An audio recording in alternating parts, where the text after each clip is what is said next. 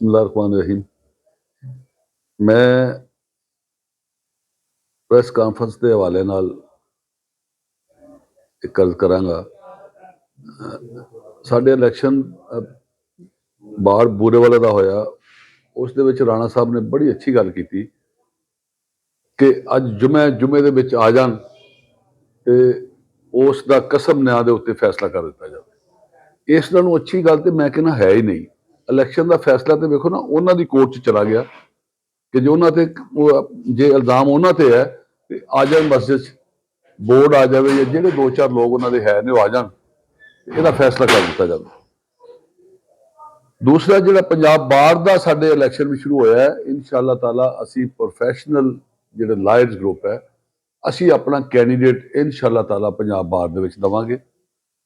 एक पूरे जिले दे जिहड़े अपना मैलसी, बूरेवाला और बिहाड़ी सारे दोस्तों के नाल मशवरा करके अपना एक कैंडीडेट पंजाब बार कौंसल इंशाअल्लाह पुट करांगे और हर महाज दे उत्ते कानूनी लड़ाई इंशाअल्लाह ताला कानूनी तौर दे उत्ते असी इन्हां नाल पूरा अपना फाइट करांगे।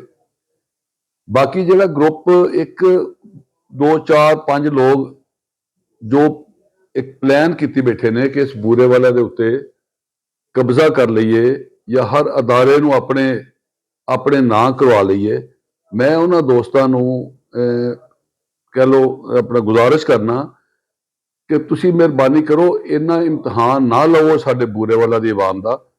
ये ना होवे कि एक अवामी एहतजाज दी सूरत दे विच लोगों ने कतबे चुके होण, लोगों ने बैनर चुके होण और असी इंशाअल्लाह ताला अगर ये लोग बाज ना आए इन्हां गल्लां तो, जिस तरह जिमखाने का इलैक्शन हो रहा है, तो असी भरपूर तरीके नाल अवामी ताकत दे नाल उस हर उस अमल नूं डकांगे जिहड़ा कानून की खिलाफ वर्जी अपना होएगा या अपना कानून की खिलाफ वर्जी करेगा। तो इन्हां दोस्तां नूं आखिरी मौका दिता जाता है कि तुसी मेहरबानी करो इहो जे अपना ग्रुप बना के इहो जिहा माफिया बन के साडे बूरेवाला ते कब्जा करने की कोशिश ना करो। सियासी तौर के उत्ते भी जिहड़ियां सीटां ने जिहड़े लोग बैठे ने उन्हां दा भी हर मैदान दे विच मुकाबला किया जाएगा। जिहड़ी जिहड़ी सीट ते भी कोई बैठा है इंशाअल्लाह ताला असी उन्हां दा भरपूर तरीके नाल उन्हां नूं फाइट करांगे कानूनी तरीके नाल।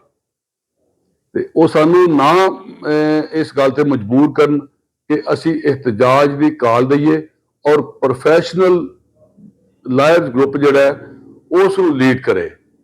ये मेरी रिक्वेस्ट है कि अदारियां नूं उन्हां दे जो जवाबत है ने ਉਹਦੇ मुताबिक ਚੱਲਣ ਦਿੱਤਾ ਜਾਵੇ।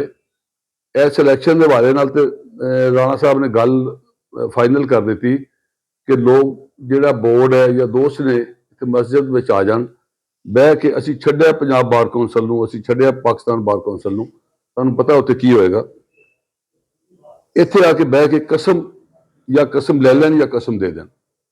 दूसरा जिहड़े जाली वकला के बारे एक प्रेस कॉन्फ्रेंस चल रही है, वो भी मैं वैसे रिक्वेस्ट करना कि साडी बार दे विच किसी अपना जज साहबान की ड्यूटी लगवा के असी उन्हां नूं कोई ट्रिब्यूनल बना के टोटली सारे वकलां दीयां जिहड़ियां संदां चैक कीतियां जाण।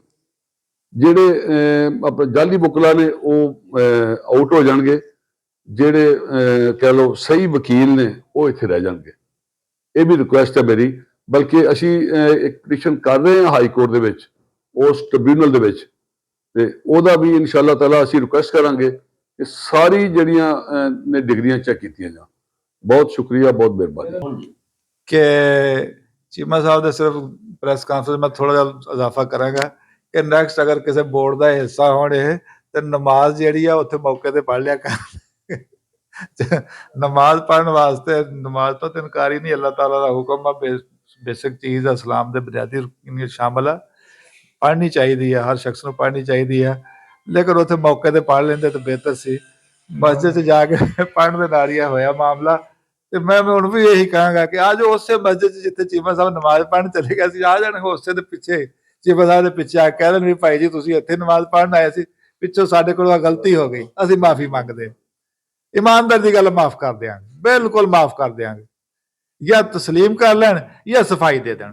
ਮਿਹਰਬਾਨੀ। ਰਹੀਮ ਮੈਂ ਚੀਮਾ ਸਾਹਿਬ ਤੇ ਰਾਣਾ ਅਲਤਾਫ ਸਾਹਿਬ ਜਿਹੜੇ ਇਹਨਾਂ ਨੇ ਗੁਜ਼ਾਰਿਸ਼ਾਤ ਕੀਤੀਆਂ ਨੇ ਉਹਨਾਂ ਦੀ ਤਾਇਦ ਕਰਨਾ ਵਾ, ਕਿਉਂਕਿ ਅਸੀਂ ਪ੍ਰੋਫੈਸ਼ਨਲ ਆਏ ਹਾਂ ਸਾਰੇ, ਸਾਨੂੰ ਕੰਟਰੋਵਰਸ਼ਨ 'ਚ ਨਹੀਂ ਪੈਣਾ ਚਾਹੀਦਾ, ਸਾਨੂੰ ਲਿਟੀਗੇਸ਼ਨ 'ਚ ਨਹੀਂ ਪੈਣਾ ਚਾਹੀਦਾ। ਪੰਜਾਬ ਬਾਹਰ ਕਦੇ ਪਾਕਿਸਤਾਨ ਬਾਹਰ ਕਦੇ ਹਾਈ ਕੋਰਟ ਦੀ ਬਾਹਰ ਅਸੀਂ ਨਹੀਂ ਜਾਣਾ ਚਾਹੀਦਾ ਉੱਥੇ। ਤੇ ਉਹਨਾਂ ਨੇ ਗੱਲ ਮੁਕਾ ਦਿੱਤੀ ਚੀਮਾ ਸਾਹਿਬ ਵੀ ਰਾਣਾ ਅਲਤਾਫ ਸਾਹਿਬ ਨੇ, ਆਓ ਅਸੀਂ ਰਲ ਕੇ ਬਹਿੰਦੇ ਹਾਂ, ਜਾ ਕੇ ਮਸਜਿਦ 'ਚ ਬਹਿੰਦੇ ਹਾਂ। ਜਿਹੜਾ ਸੂਰਤ ਹਾਲ ਹੈ ਜੇ ਤੁਸੀਂ ਨਹੀਂ ਕੀਤੀ ਚੀਟਿੰਗ ਤੇ ਆ ਕੇ ਬਹਿ ਕਸਮ ਕੁਰਾਨ ਦਿਓ ਤੇ ਆਰਾਮ ਨਾਲ ਗੱਲ ਮੁਕਾ ਲਓ। ਤੁਸੀਂ ਆਪਣੀ ਵਕਾਲਤ ਕਰੋ, ਅਸੀਂ ਅੱਛੇ ਵਕੀਲ ਹੋਣ ਦਾ ਇੱਕ ਸਬੂਤ ਦਈਏ। ਅਸੀਂ ਆਪਣੀ ਪ੍ਰੈਕਟਿਸ ਕਰਨਾ, ਤੁਸੀਂ ਆਪਣੀ ਪ੍ਰੈਕਟਿਸ ਕਰੋ ਆਰਾਮ ਨਾਲ। ਜੇ ਨਹੀਂ ਤੇ ਫਿਰ ਦੁਬਾਰਾ ਇਲੈਕਸ਼ਨ ਤੇ ਆ ਜਾਓ।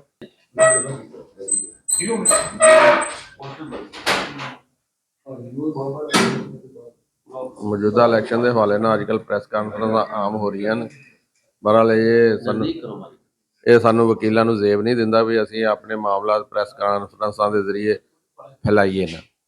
ਤੇ ਸਾਨੂੰ ਤੇ ਆਪਣੇ ਆਪ ਚਾਹੀਦਾ ਵੀ ਮਿਲ ਜੁਲ ਕੇ ਤੇ ਹਾਜ਼ਰ ਮਸਜਿਦ 'ਚ ਬਹਿ ਕੇ ਆਪਣੇ ਫੈਸਲੇ ਕਰੀਏ। ਜਾਂ ਤੇ ਇੰਦਾ ਤਾਂ ਇਲੈਕਸ਼ਨ ਬੋਰਡ ਵੀ ਜਿਹੜਾ ਨਾ ਗੈਰ ਮੁਤਨਾਜ਼ਾ ਤੇ ਔਰ ਜਿਹੜਾ ਨਾ ਦੋਨੋਂ ਫਰੀਕ ਮਿਲ ਕੇ ਬਣਾਇਆ ਕਰਨ ਕਿਸੇ ਸੀਨੀਅਰ ਬੰਦੇ ਨੂੰ, ਤਾਂ ਕਿ ਇੱਦਾਂ ਦੇ ਅਬਹਾਮ ਜਾਂ ਇੱਦਾਂ ਦੀਆਂ ਗਲਤਫਹਿਮੀਆਂ ਪੈਦਾ ਨਾ ਹੋਣ ਤੇ ਬਾਹਰ ਦੇ ਵਕਲਾ ਦੇ ਜਿਹੜਾ ਡੈਕੋਰਮ ਜਿਹੜਾ ਕਾਇਮ ਰਵੇ ਨਾ। ਤੇ ਅਸੀਂ ਜਿਹੜਾ ਪੰਜਾਬ ਬਾਰ ਕੌਂਸਲ ਵਾਲਿਆਂ ਨੂੰ रिक्वेस्ट करांगे कि ये फैसले इल्तमास करूंगा कोई अपने ख्यालात का इज़हार फरमाए। बिल्कुल हर फोरम पे जाएंगे, आप स्टेप लें, हम आपके साथ हैं। थैंक यू जी, अल्लाह हाफ़िज़।